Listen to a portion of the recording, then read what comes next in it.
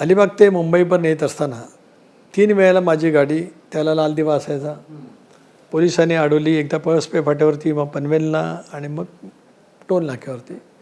गृहमंत्र्यांनी म्हणजे उपमुख्यमंत्र्यांनी फोन करायला सांगितलं. भुजबळ साहेब त्यावेळेला उपमुख्यमंत्री होते. पळसप्याला मी फोन टाळला, मग परत पनवेलला पोलिसांनी गाडी थांबवली, कारण होममिनिस्टरचा निरोप म्हणजे थांबवणारच. शेवटी टोल नाक्याला गाडी थांबवली. मग मी भुजबळ साहेबांना फोन केला. ते म्हणाले, सुनील तुझा राजीनामा मागण्यात आलेला आहे आणि राजीनामा पाहिजे. म्हटलं साहेब मी प्रवास करतो आहे, आता आहे तिथून फॅक्स कर. भुजबळ साहेबांना जे आदेश दिले होते त्याप्रमाणे त्यांनी मला सांगितलं. मी म्हटलं आता प्रवासच आहे, खाडी पुलावरती आहे, मी पोचल्याच्यानंतर देतो. A10ला पोचेपर्यंतच तिथे त्याला खोडके भुजबळ साहेबांचे PA होते, तिथे आलेलेच होते. त्याला मी दादांना फोन केला की असं असं पक्षाने माझा राजीनामा मागितलेला आहे.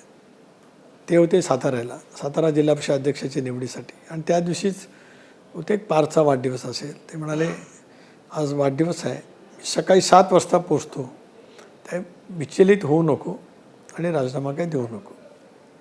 पण मी शेवटी उपमुख्यमंत्री राजीनामा मागितला, तयार होता असतो दिला. 7 वाजता A10 बंगल्यावरती आले त्यांनी मिठी मारली. म्हणाले तुझी काही कसूर नाही, राजीनामा देण्याची गरज नाही, मला जे बोलायचं ते मी साहेबांजवळ आणि पक्षाजवळ बोलेन.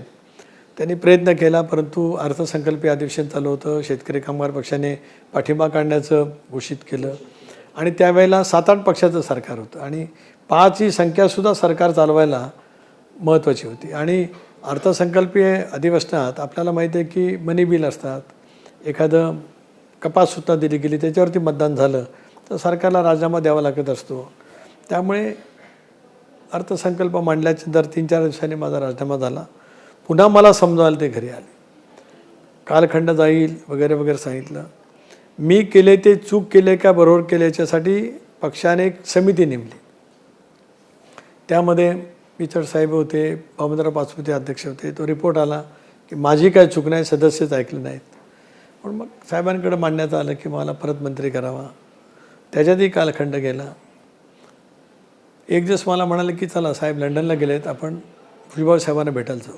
सह्याद्रीवरती भुजबळ साहेबांना भेटायला गेलो. भुजबळ साहेब म्हणाले की साहेबांनी मला सांगितलं तर मी नक्की शपथविधीचं मुख्यमंत्र्यांना सांगेन. त्याने तिथून साहेबांना फोन लावला, वेळ बघितली तर लंडनला किती वेळ असेल. आणि साहेबांनी त्यांनी सांगितलं, भुजबळ साहेबांनी की दादा आलेत आणि सुनील आला आहे. तर मग दादा बोलले साहेबांशी की आता ह्याचा काय चूक नाही, आपल्या कमिटीने अहवाल दिला, याला मंत्री केलं पाहिजे. साहेबांनी तिथून सांगितलं आणि दुसऱ्या दिवशी माझी शपथ झाली. त्या दिवशी शेका पक्षाच्या मंत्र्यांनी राजीनामा दिला. ते सगळं नाट्य काय झालेलं तुम्ही त्या ठिकाणी पाहिलं.